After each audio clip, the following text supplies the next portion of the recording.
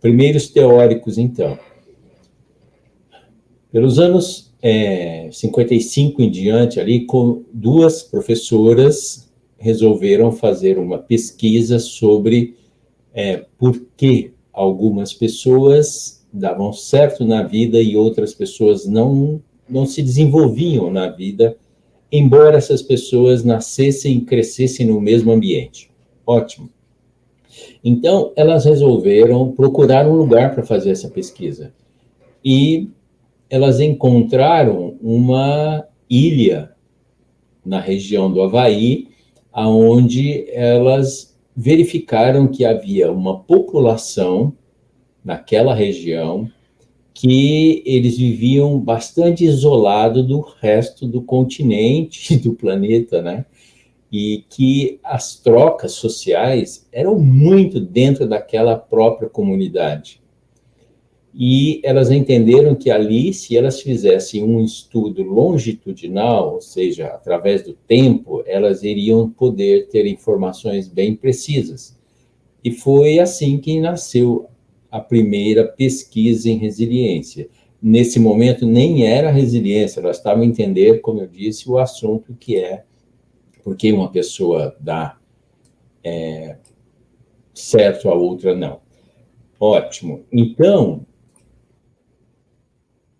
esse primeiro grupo de pesquisadores, que eu vou separar aqui um pouquinho para vocês poderem terem uma visão melhor. Aqui, ó.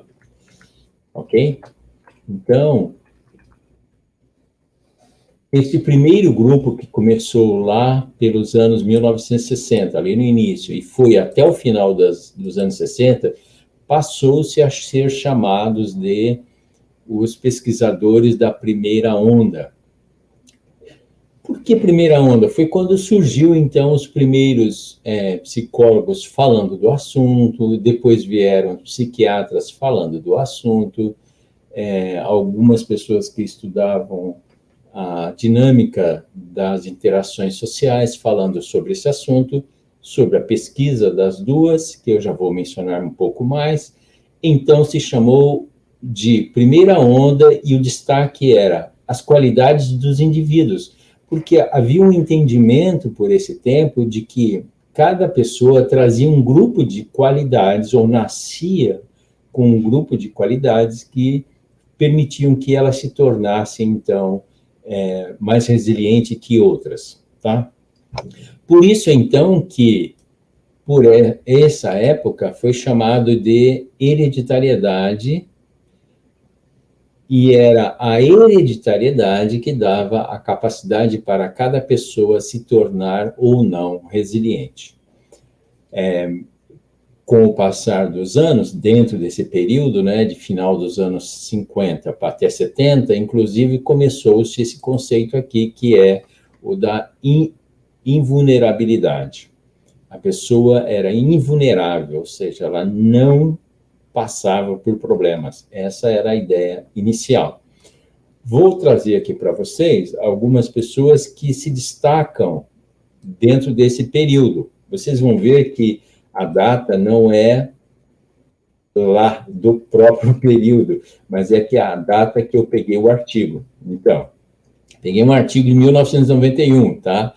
Mas o Garmsey, ele publicou em 91, porém, ele está falando, ele está se referindo no artigo a esta primeira onda. E ele ressalta, então, que havia uma compreensão de que vulnerabilidade estava relacionada com a suscetibilidade que a pessoa possuía às condições de risco e aos transtornos que ela também trazia. Você percebe que já lá em 1960, por ali, começou-se a falar nesses temas que hoje a gente fala com tamanha naturalidade, né? Vulnerabilidade, condições de riscos e transtornos também. Foram também, dentro do artigo do Garmsey, foi também discutido os fatores de proteção que deveriam estar presentes para que a resiliência se instalasse. Um outro autor, vou descer aqui um pouco, pular um pouquinho, né? E vou trazer um outro autor para vocês, que vale a pena estudar bastante, porque são as duas primeiras que começaram a escrever sobre o tema, é a Werner. Ela publicou um artigo em 1993 sobre a pesquisa que ela fez lá nos anos 60, junto com aqui, deixa eu tirar do alemão aqui e colocar em português, tá? Junto com a Ruth Smith, que foram as duas psicólogas que fizeram a grande pesquisa.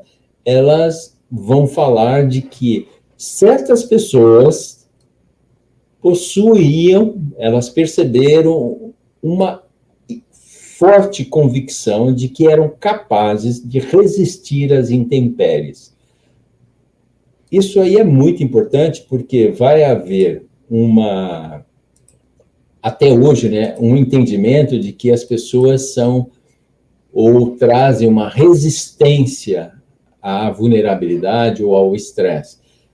Não vou entrar muito nesse assunto hoje, porque vamos falar lá na frente, em outro módulo, de que resiliência não é resistência. Resiliência é outra coisa, né? Hoje em dia, é o pensar estratégico. Mas da onde vem essa ideia, então, de que resiliência é resistir ao estresse? Vem desta data aqui, olha, 1960, 1970. Caminhando um pouquinho mais, um outro autor que ajuda bastante a gente a entender esse início da resiliência é o Garbarino.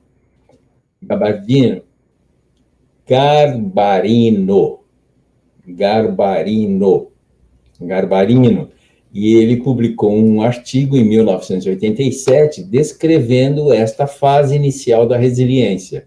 Lá ele menciona que uma das características desse primeiro momento da resiliência, a primeira onda, era o comportamento de defesa.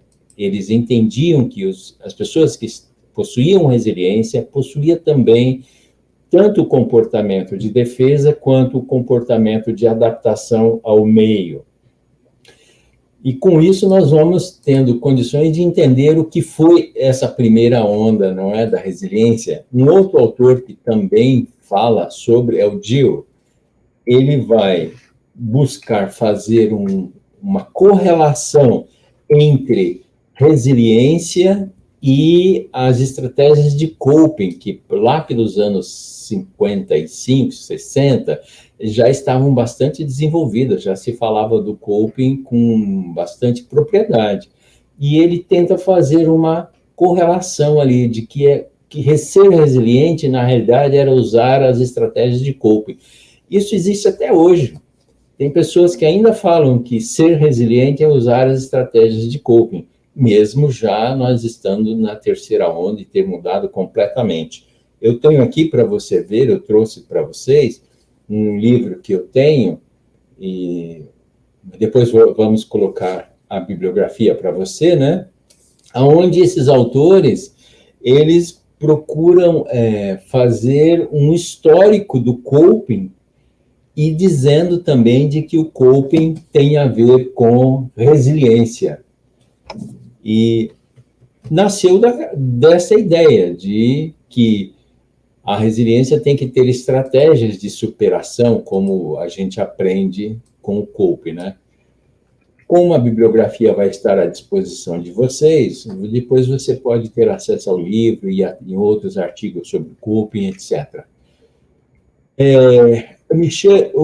Outro autor que escreveu também, em 1999, ele publica um artigo dizendo de que nesta primeira onda havia um entendimento de que as situações de risco precisavam ser enfrentadas e as pessoas tinham uma forma muito eficiente ou eficaz de enfrentar as situações de risco. Mas também eu quero trazer dois outros autores. O primeiro deles é o Richardson, autor que a gente estuda bastante, né? Ele escreveu vários artigos e ele comenta o desenvolvimento que a resiliência teve lá dos anos 50 até os anos 2000, em particular, na primeira onda, ele vai falar desta qualidade individual. Se acreditava que os indivíduos traziam uma característica em si, que era a invulnerabilidade, e isto vinha por meio da hereditariedade. Fechando, eu vou trazer o outro autor, mas você já entende, autora, né? Você já entendeu de que o que é que caracteriza essa primeira onda da resiliência. Tá? Aqui é uma autora, as duas, Lawford e Eisen, elas publicam em 2001 um artigo falando que as condições de adversidade estavam sob controle em uma pessoa com resiliência. Porque esta pessoa com resiliência já possuía um padrão hereditário de fazer previsões e ser ágil diante das mudanças. Ótimo.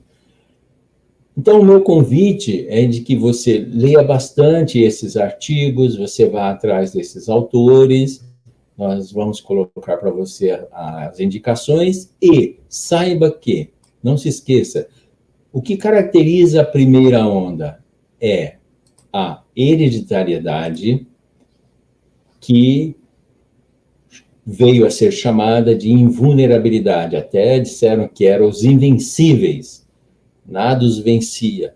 Primeira onda da resiliência, ali nos anos 1957, 58, por ali, até os anos 70.